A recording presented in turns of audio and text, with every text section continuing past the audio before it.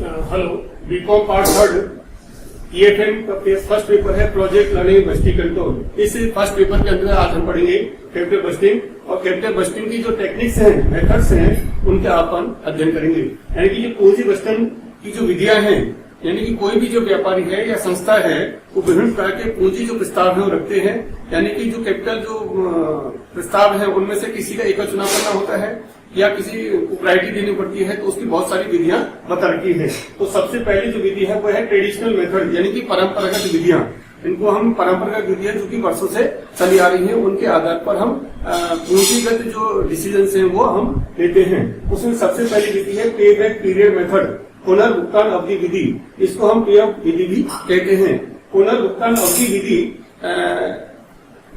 एक ऐसी विधि है जिसके द्वारा हम किसी परियोजना के चुनाव करने में उसकी जो पुनर्भुगतान की अवधि है उसके आधार पर हम ज्ञात कर सकते हैं। तो सबसे पहले आपको ये समझना होगा कि पुनर्भुगतान की अवधि किसे कहते हैं, पे बैक पीरियड क्या होता है। तो किसी परियोजना में विनियोजित राशि जितनी अवधि में वापस प्राप्त हो जाती है उसे हम पुनर्भुगतान अवधि कहते हैं। यानी कि मान लीजिए किसी परियोजना की लागत 50,000 रुपए है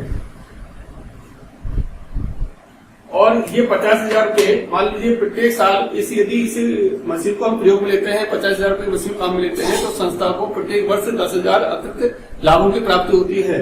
तो इस हिसाब से यदि हर साल 10,000 रुपए की लाभ की प्राप्ति होती है तो 5 साल में ये पूरी जो विनियोजित राशि वो वापस प्राप्त हो जाएगी। तो इसकी पुनर्भुगतान की अवधि कितनी हो जाएगी, 5 वर्ष।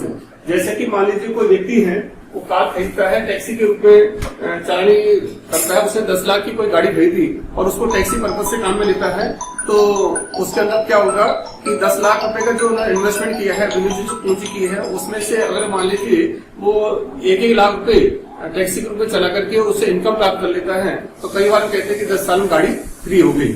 यानी कि जो भी विनियोजित राशि है उसको हम कितनी जल्दी रिकवरी प्राप्त कर लेते हैं उतना हम लाभ प्राप्त कर लेते हैं, उसको हम कहते हैं पुनर्भुगतान की अवधि। अब पुनर्भुगतान की अवधि जो है जिस प्रोजेक्ट की कम होगी उसको हम चुनाव करेंगे।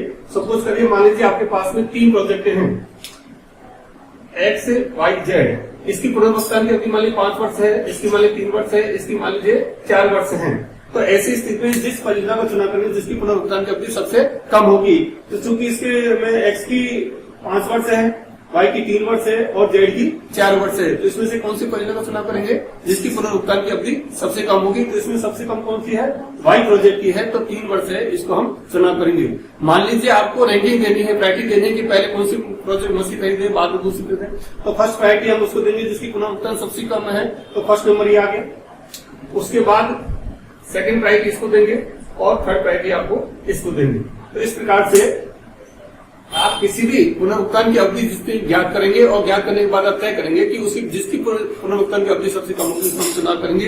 यदि हमें प्रायोरिटी तय करनी है तो जिसकी सबसे कम हो उसके फर्स्ट नंबर देंगे, उससे ज्यादा तो सेकेंड प्रायोरिटी, इसी हिसाब से हम देखते जाएंगे। यानी कि अगर मान लीजिए कोई एक ही प्रोजेक्ट है तो उसको हमें स्वीकार करना है, अस्वीकार करना है, तो मैनेजमेंट ये तय करता है कि हमें ये परियोजना स्वीकार करनी है नहीं करनी है। तो उसके लिए क्या करना पड़ेगा आपको कि उसकी जो लागत है, जैसे मान लीजिए 50,000 रुपये की लागत है और मैनेजमेंट ये तय करता है कि इस परियोजना से हमें 5 वर्ष तक इसकी पुनर्भुगतान अवधि होनी चाहिए। लेकिन इससे मान लीजिए 6 वर्ष प्राप्त होती है, यानी कि इसकी रिकवरी जो है पुनर्भुगतान की 6 वर्ष आती है, तो उसको हम एक्सेप्ट नहीं करेंगे। यानी कि जो स्टैंडर्ड फिक्स किए हैं मैनेजमेंट ने उसके बराबर या उससे कम यदि पुनर्भुगतान की अवधि आएगी उस परियोजना को स्वीकार किए जाएंगे। तो इस पेबैक पीरियड के आधार पर जो कैपिटल बजटिंग डिसीजन हैं उसके लिए 3 स्थितियां हो सकती हैं। जैसे एक तो यह हुआ कि मैनेजमेंट जो स्टैंडर्ड तय की है उसके बराबर या उससे कम पुनर्भुगतान की अवधि आती है तो उसको एक्सेप्ट कर लेंगे। और यदि एक से अधिक प्रोजेक्ट है, कई विकल्प हमारे पास है, तो उसी विकल्प का चुनाव करेंगे जिसकी पुनर्भुगतान की अवधि सबसे कम होगी। और यदि हमें प्रायोरिटी तय करनी है तो हम फर्स्ट नंबर प्रायोरिटी उसको लेंगे जिसकी पुनर्भुगतान की अवधि सबसे कम होगी। तो इस प्रकार से इस पुनर्भुगतान की अवधि विधि से हमें पुनर्भुगतान की अवधि ज्ञात करनी है। पुनर्भुगतान की अवधि ज्ञात कैसे करें, इसके लिए हमने फॉर्मूला दिया है। उसका फॉर्मूला है P बराबर C/R। P का मतलब यहाँ पे बैक पीरियड, C का मतलब इनिशियल इन्वेस्टमेंट। यानी कि कोई भी परियोजना हम लागू करते हैं तो उसकी प्रारंभिक विनियोग कितना होगा। और R का मतलब है uniform annual net return before depreciation but after tax. इसमें ये इंपॉर्टेंट चीज है, बिफोर डेप्रिसिएशन और आफ्टर टैक्स। यानी कि जो परियोजना काम में लेंगे उससे जो एनुअल नेट रिटर्न आएगा वो कैसा होना चाहिए, आफ्टर टैक्स और बिफोर डेफिनेशन होना चाहिए। जैसे कि हम किसी संस्था को अगर कोई प्रोजेक्ट लागू किया है, उससे 10,000 की इनकम होती है, उसमें मान लीजिए ऑपरेटिंग एक्सपेंसिव बोलते हैं, उसको कम कर दीजिए, उस प्रोजेक्ट का डेप्रिसिएशन होगा उसको कम कर दीजिए, फिर उस पर टैक्स भी लगेगा वो कम कर दीजिए, और वापस जो नेट इनकम आती है उसमें वापस आप डेप्रिसिएशन जोड़ दीजिए। उससे क्या हो जाएगा, बिफोर डेप्रिसिएशन आपका टैक्स ही कैलकुलेट करेंगे।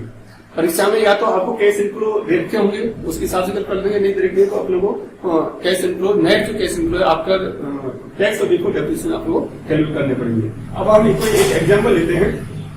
मान लीजिए इनिशियल आउटले किसी मशीन का 50,000 रुपए है और एनुअल नेट कैश इनफ्लो है आपके 20,000 रुपए के हैं। ये कैसे दे रखे हैं, कोई भी चीज नहीं तो हमें मान के चलेंगे बिफोर डेप्रिसिएशन आफ्टर टैक्स दे रखे हैं। तो फॉर्मूले उसको फिल कर दीजिए, P बराबर C अपॉन R। तो C कितना इनिशियल इन्वेस्टमेंट 50,000 रुपए, R कितना दे रखा आपको 20,000 रुपए का, ये हो गया आपकी 2.5 वर्ष, 2.5 ईयर्स। तो पुनर्भुगतान की अवधि इस प्रोजेक्ट की अवधि 2.5 वर्ष। अब मैनेजमेंट ने यह तय रखा कि पुनर्भुगतान होने चाहिए, तो इसको हम एक्सेप्ट करेंगे, उससे कम है। तो इस प्रकार से पुनर्भुगतान की अवधि नर्सरी में कह सकते हैं कि जो इनिशियल इन्वेस्टमेंट है उसमें यदि हम एनुअल नेट रिटर्न जो है बिफोर डेप्रिसिएशन आपने सवाल दे देते हैं तो ये आ जाती है। ये उस स्थिति में फॉर्मूला लागू होगा जब आपके जो कैश इनफ्लो है वो इक्वल है। यदि प्रति वर्ष समान शुद्ध रोकड़ अंतर्भाव होने पर ही ये फॉर्मूला लागू होगा। और समान का मतलब है कि प्रत्येक साल, जैसे एक मशीन है, मैंने आप पूर्व बताया था 50,000 रुपए की है और 10,000 रुपए प्रत्येक साल आप फर्स्ट ईयर में 10,000 प्राप्त होंगे, सेकंड ईयर में भी 10,000 है, थर्ड ईयर में भी आपको 10,000 है, फोर्थ ईयर में भी आपको 10,000 है, फिफ्थ ईयर में आपको 10,000, यानी कि प्रत्येक साल 10,000 रुपए आपको कैश इनफ्लो जो है after tax before depreciation same रहता है। तब आपको ये फॉर्मूला होगा। और यदि ये समान नहीं है, क्योंकि जरूरी नहीं कैसी स्थिति हो कि ऐसा मान उसमें 10,000 का लाभ होगा, कभी 20,000 का होगा, 15,000 का होगा, कभी 5,000 का होगा, तो वो आएगा असमान होने पर। तो नेक्स्ट वीडियो हम अध्ययन करेंगे कि यदि शुद्ध रोकड़ अंतर्पाल जो है प्रत्येक वर्ष समान नहीं है, यानी कि असमान है, तो उस स्थिति में हम किस प्रकार से ज्ञात करेंगे। आज तो हमने केवल इतना ज्ञात किया है कि यदि रोकड़ अंतर्पाल समान स्थिति में है तो हम पुनर्भुगतान की अवधि किस प्रकार से ज्ञात करेंगे। थैंक यू, धन्यवाद।